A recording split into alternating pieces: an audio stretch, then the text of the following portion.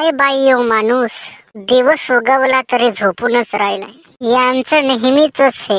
यांना चांगलीच आदल घडवली पाहिजे. काय करावं बरं? एक आयडिया सुचले मला. ट्राय करून बघते, सक्सेस झाली तर झाली.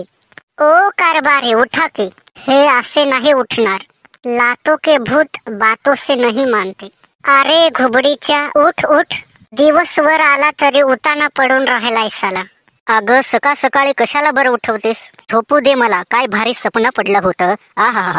ती अवदसा तर तुमच्या स्वप्नात नाही ना आली? कोण अवदसा? तीच ती. तिच्यासाठी तुम्ही रात्रंदिवस चकरा मारताय.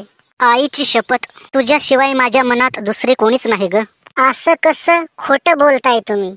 अगं मी कशाला खोटं बोलू? तुला तर माझं कॅरेक्टर माहीतच आहे ना. मी पोरींना वाकड्या नजरेने सुद्धा बघत नाही.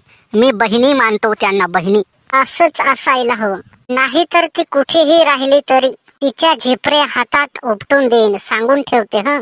काय सकाळ सकाळी तू डोकं लावतेस? मला तर काहीच कळत नाही. काय आहे तुझ्या मनात ते? पण मला सगळं कळतंय ना. तुम्ही कुठे दिवे लावून येताय ते.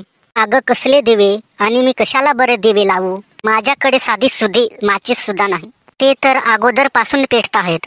अहो मग काल तुम्ही संध्याकाळी कुठे होता? नदीवर मासे पकडायला गेलो होतो.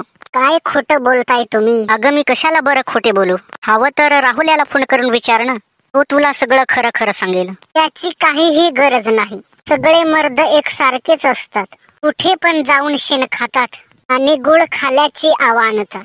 म्हणजे नक्की तुला काय म्हणायचं आहे? जाऊ दे ना. समजने वालों को इशारा ही काफी है. म्हणजे हे सगळं तू माझी झोप घालवण्यासाठी केलंस ना? बरोबर ओळखलं तुम्ही. आता पटकन उठा तुम्ही.